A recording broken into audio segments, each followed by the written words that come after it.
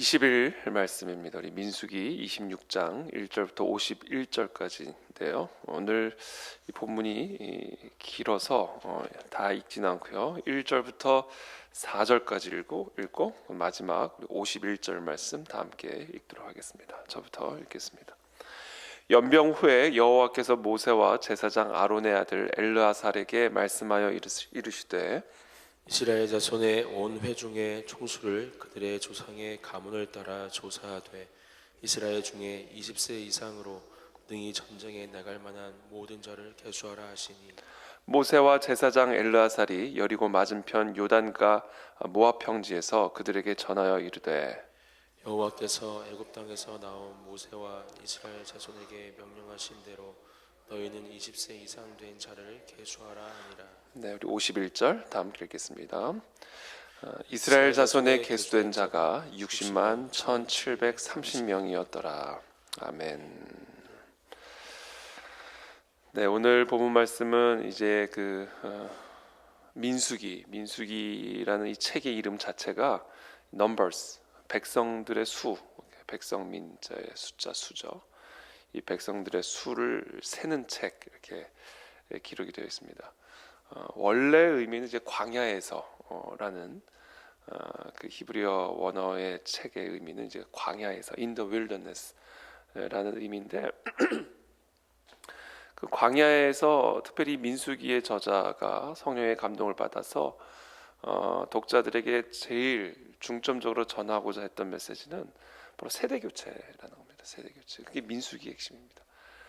신명기는 정말 이 모세의 어떻게 유언 같은 이 가나안 땅에 들어가기 전에 모세는 이제 가나안 땅에 들어갈 수가 없기 때문에 가나안 땅에 들어가기 전에 이스라엘 백성들을 앉혀놓고 어떻게 보면 반드시 기억해야 할 정말 이 가나안 땅에 들어가기 위해서 그리고 또 가나안 땅에 들어간 이후에 이들이 반드시 마음에 새기고 또 영혼에 새겨야 할 하나님의 말씀, 언약 백성으로서 반드시 기억해야 할 하나님과의 그 약속을 가르치는 것, 기록하는 것, 그것을 이제 중점적으로 기록하고 있다면 이 민수기는 이 광야에서 쭉 지내는 40여 년의 이 시간 동안에 일어났던 가장 핵심적인 일, 그건 바로 뭐냐면 세대 교체를 이루셨다는 겁니다. 세대 교체. 그래서 출애굽 이후에 이제 약속의 땅을 향하여 나가는 이스라엘 백성들을 먼저 군사의 수를 계수하죠. 그렇죠? 이스라엘 백성들 전쟁에 나갈 수 있는 20세 이상의 남성의 수를 계수를 하고요.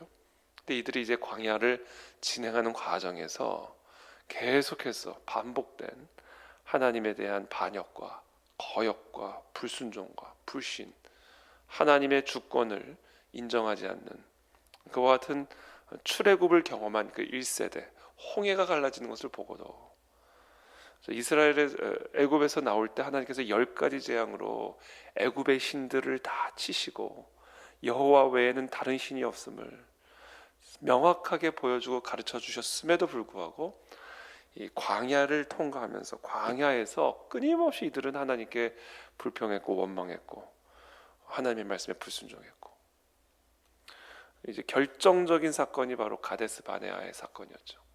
가데스 바네아 가나안 바로 직전에 목전에 둔 가데스 바네아에서 하나님은 12 정탐꾼 각 지파별로 12 정탐꾼들을 차출하셔서 가나안 정탐을 보내시죠.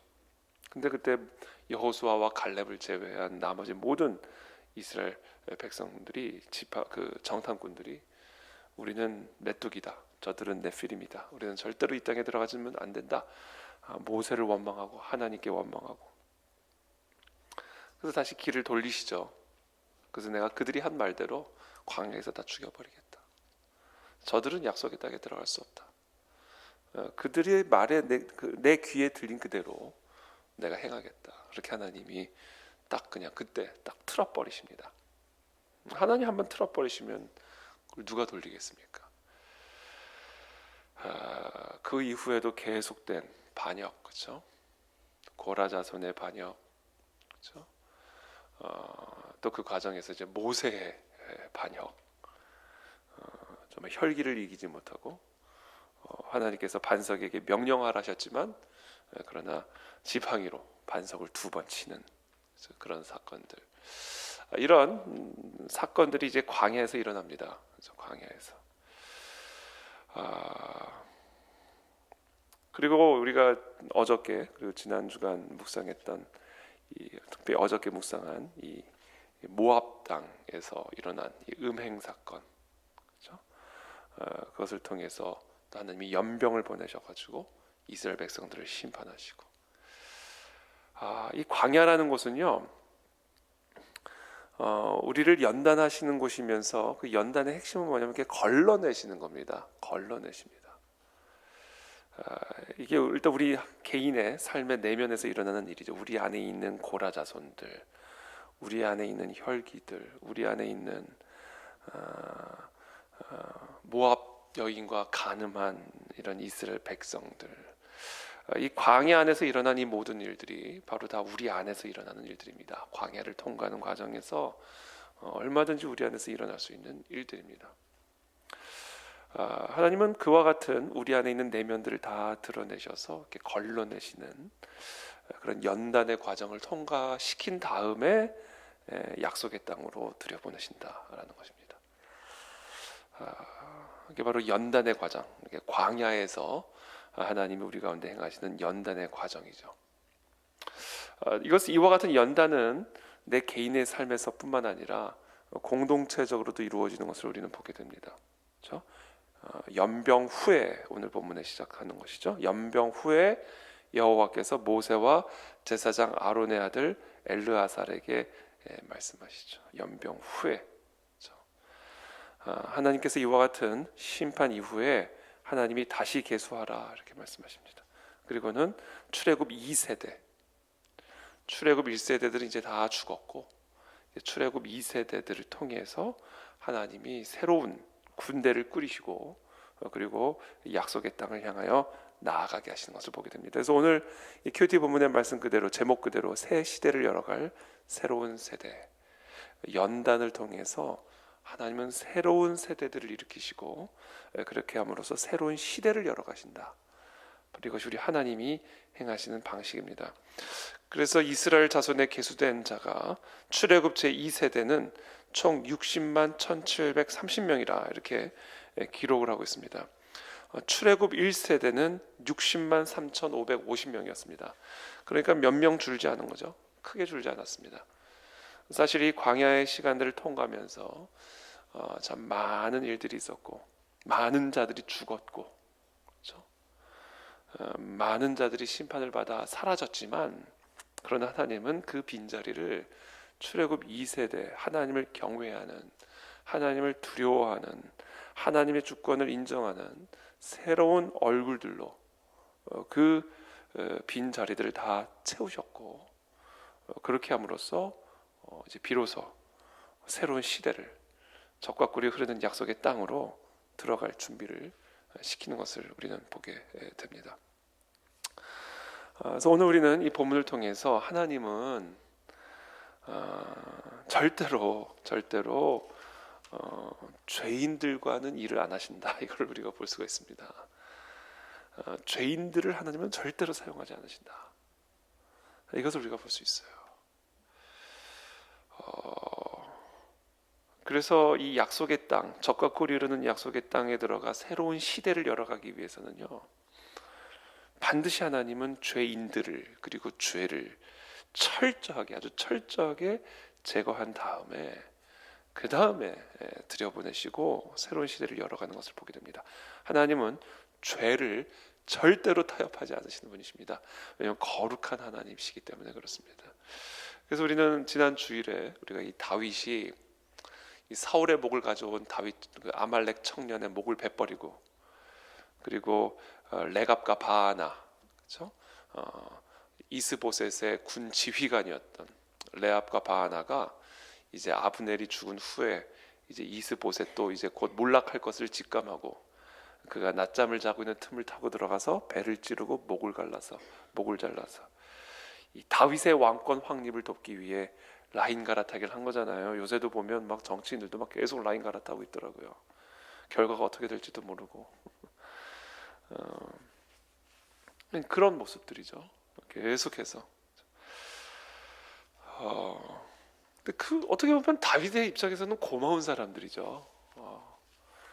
어찌 됐든 그 누구예요? 그 이스보셋이 죽으면서 이스라엘의 왕이 끝나게 되고, 그래서 결국은 이스라엘 모든 백성들이 다 다윗에게로 돌아오는 결과를 초래했잖아요. 어쨌든 간에 그럼에도 불구하고 다윗은 그 레갑과 바하나를 그냥 그 자리에서 청년을 시켜서 처형을 한 다음에 목을 잘라가지고 모든 사람들이 볼 수 있도록 걸어놓고, 왜 이렇게까지 하나?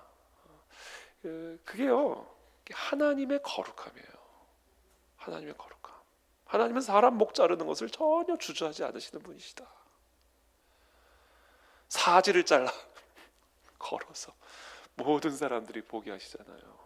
그게 물론 그 당시 고대 근동 지역의 관습이었는지는 모르겠습니다만, 광야에서 일어난 일들을 보세요. 땅이 커져서 고라자손 다 죽여버리시고, 전염병을 통해서 다 이스라엘 백성들을 죽여버리시고, 하나님은 사람을 죽이는 것을 주저하지 않는 분이세요. 아니 그토록 하나님, 사람을 사랑하는 사랑의 하나님이 어떻게 그렇게 사람의 목숨을 파리 목숨처럼 가볍게 여기실 수 있을까? 죄를 무겁게 여기시기 때문에 그래요. 죄가 하나님 보시기엔 너무나 무거운 것이기 때문에 수만 명, 수십만 명의 생명도 그 죄의 무게 앞에서는 가벼운 거예요. 그게 하나님이 죄를 바라보는 관점입니다. 그것이 우리가 느껴야 할 죄에 대한 무게감이에요. 오죽하면 하나님이 하나님의 아들을 십자가에 못 박으셨겠습니까? 그러니까 하나님의 관점에서는요, 이 인간의 죄의 무게가요, 하나님의 아들의 무게보다도 더 무거운 거예요. 그럼 죄의 무게가 그렇게 무거워서 하나님의 아들까지도 그렇게 가벼웠던 이유는 우리들을 향한 하나님의 사랑이 그렇게 무겁기 때문인 거예요. 하나님의 백성들, 하나님의 자녀들을 향한 하나님의 그 사랑의 무게가 온 인류의 무게보다, 아니 온 인류를 창조하신 내 아들 예수 그리스도의 무게보다 더 무겁기 때문에 하나님의 아들을 이 땅에 보내셔서 모든 전염병과 모든 칼과 모든 형태의 죽음을 총합한 그 죽음보다도 더 치욕스럽고 고통스러운 하나님의 아들의 그 십자가 죽음에 담아서 우리들에게 그 십자가의 죽음을 보라는 거예요. 받아들이라는 겁니다. 마치 다윗이 그 아말렉 청년의 목을 베고 이 레갑과 바하나의 목을 베어서 모든 사람들이 볼 수 있도록 걸어놓았듯이, 이것이 죄의 무게다. 하나님의 이 거룩과 하나님의 이 주권을 경시하는 이 인간 안에 있는 이 죄성, 그 죄의 값이 얼마나 무거운지를 봐라 이거예요. 그게 바로 예수 그리스도의 십자가입니다. 하나님 바로 광야에서 바로 그와 같은 진리들을 출애굽 2세대들에게 교육시켜 주신 겁니다. 그래서 저는 오늘 우리가 하나님 정말 이 새로운 시대를 열어갈 새로운 세대는 새로운 얼굴이 아니에요. 새로운 피조물, 거듭난 피조물, 예수 그리스도의 대속의 피로 우리의 모든 주홍빛 같은 죄를 용서받고 하나님의 거룩한 의의 예복을 우리 어떤 공로도 없이 하나님의 선물로 받은 그와 같은 새 의복을 입은 새로운 세대, 그 세대가 일어나야 새로운 시대를 열게 되는 겁니다. 결국 영적 각성이 일어나야 된다는 겁니다. 부흥이 일어나야 된다는 겁니다. 예수 그리스도의 피 묻은 십자가의 복음을 통해 이 땅에 죄로 물들어 있는, 죄를 가볍게 여기고 있는, 하나님의 주권을 인정하지 않는 고라 자손들이, 바알볼 백성들이, 다 아시아 예수 그리스도의 보혈의 피로 의의 예복을 입고 일어나야 된다는 겁니다. 새로운 피조물로 거듭날 때 이 나라 이 민족의 새로운 시대가 열리게 될 줄을 믿습니다. 그래서 결국 우리는 이 새벽마다 날마다 이 시대 가운데 하나의 영적 각성이 일어나게 도와주십시오. 우리 이 자리에 모인 분들부터, 오늘 이 자리에 우리 온라인으로 예배를 드리는 분들부터 날마다 제사 시스템이 내 심령에서 가동되고 있어야 됩니다. 내 마음이 성전입니다. 내 마음이 성막입니다.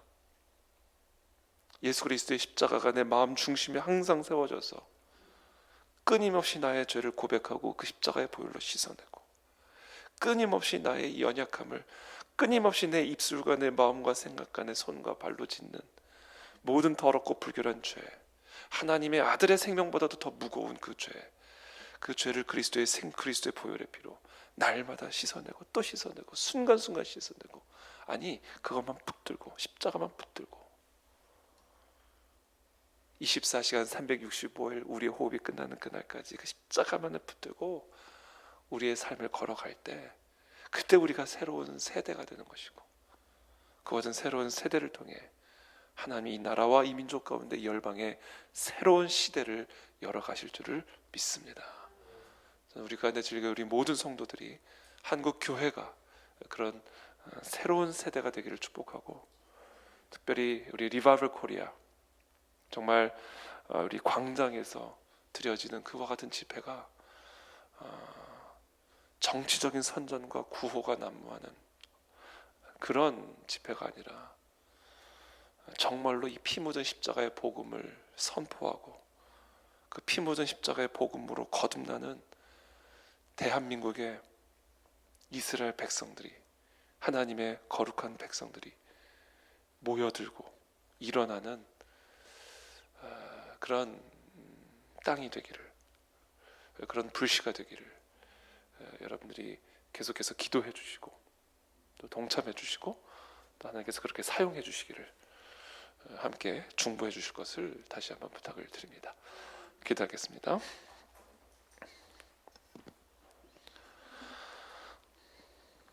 살아계신 하나님 감사합니다. 예수 그리스도의 십자가의 피,